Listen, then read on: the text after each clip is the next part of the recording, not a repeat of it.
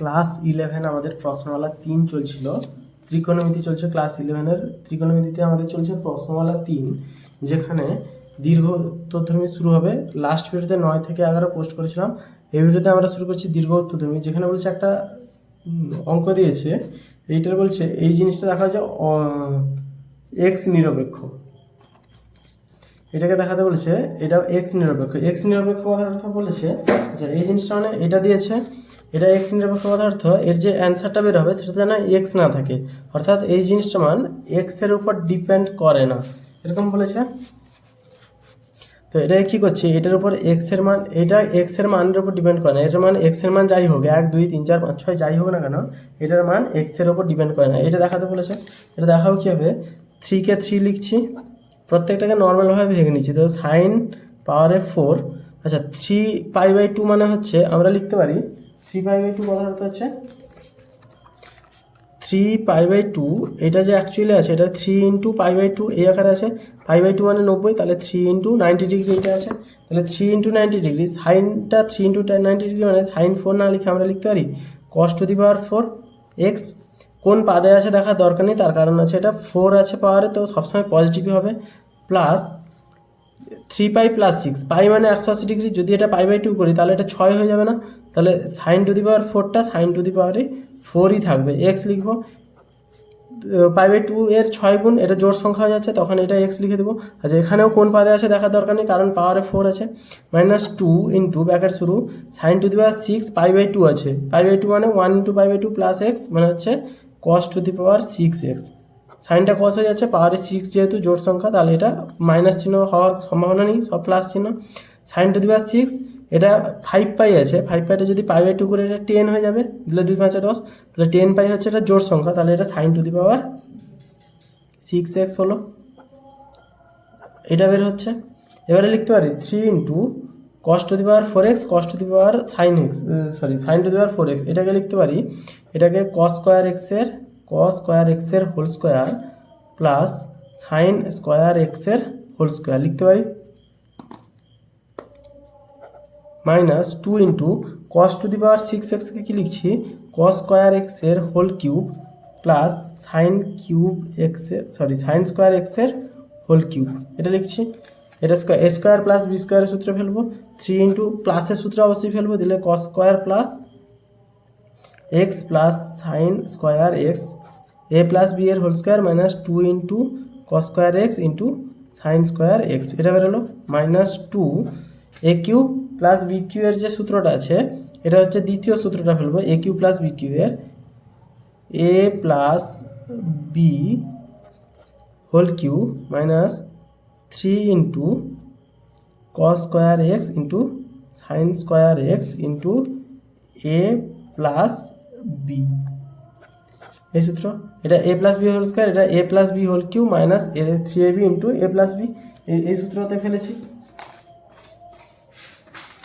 এই সূত্র অনুযায়ী যদি এর সমাধান করা হয়,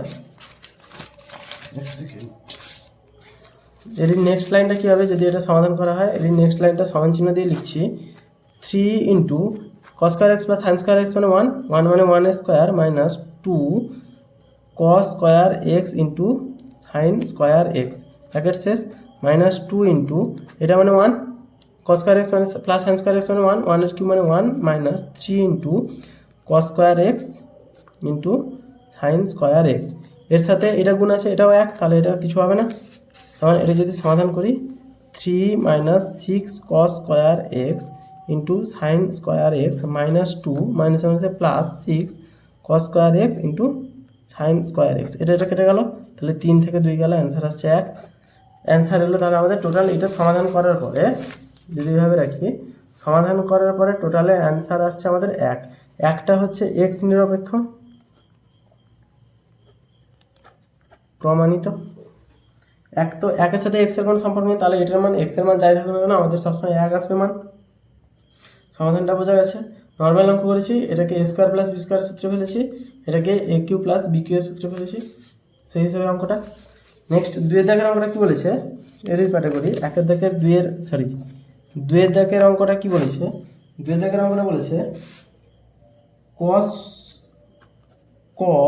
2p/, plus minus pi by 4 bracket শেষ by sine second bracket Q pi plus -1 whole to the power Q pi by 4। এইটা সমান আমাদের 1 প্রমাণ করতে হবে। এখানে পি কিউ যে কোনো অখণ্ড সংখ্যা, পি কিউ হচ্ছে যে কোনো ধরনের অখণ্ড সংখ্যা, তাহলে প্রমাণ করতে হবে আমাদের এটা সমান 1, এটা প্রমাণ করতে হবে। তাহলে এটা লিখছি, পি কিউ অখণ্ড সংখ্যা মানে হয় জোড় সংখ্যা নাহলে বিজোড় সংখ্যা, এরকম লিখছি। তাহলে পি কিউ জোড় সংখ্যা ধরি, তাহলে পি সমান হচ্ছে 2m, কিউ সমান হচ্ছে 2n। দুটোকে জোড় সংখ্যা ধরে চলছে। জোড় সংখ্যা যদি হয় এটা কি হবে, cos 2p পাই, সেই পাশে যদি তুলি এটা হবে cos সেকেন্ড ব্র্যাকেট শুরু 2p পাই ফার্স্ট ব্র্যাকেট শুরু ছিল plus minus pi by 4 by sine q pi plus -1 whole to the power Q pi by 4। এটা আছে আমাদের। তো এইখানে কি করেছে, p সমান 2m, q সমান 2n ধরেছি। তাহলে cos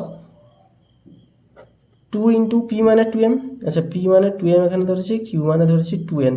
2n মানে জোড় সংখ্যা ধরেছি, m এর মান যাই হোক। তাহলে 2m এর সাথে 2p যদি 2 ইন্টু 2m মানে 4m into pi plus minus pi by 4 sine q মানে 2n, তাহলে 2n pi plus -1 whole to the power 2n pi by 4। এইটা আছে, মানগুলো বসেছি। তাহলে লিখতে পারি cos 4m মানে হচ্ছে pi by 2 8 into pi by 2। M এর মান 1 হোক 2 হোক, এইটা কোন পাদে পড়ছে সবসময়, 8 এম এর মান যদি 1 হয় তাহলে 8 পাই বাই 2 মানে একবার, দুবার, তিনবার, চারবার, এমনি করে 4বার এখানে আসছে। প্লাস মাইনাস পাই বাই 4 মানে যদি প্লাস পাই বাই 4 এই পাদে, মাইনাস পাই বাই 4 এই পাদে, অর্থাৎ সবসময়ের জন্য তৃতীয় পাদে পড়ছে। যেহেতু 8 আছে তো 8 বার করে ঘুরছে, তো হয় প্রথম পাদে পড়ছে না হলে চতুর্থ পাদে পড়ছে। চতুর্থ পাদে cos সবসময় পজিটিভ, তাহলে এটার মান হবে cos পাই বাই 4। ওকে, আর এইটা আছে বলে কসটা কসই থেকে যাবে। সাইনটা আমাদের এখানে সাইনই থাকবে, পাই বাই 2 হলে এটা তাহলে আমাদের 4 হয়ে যাচ্ছে।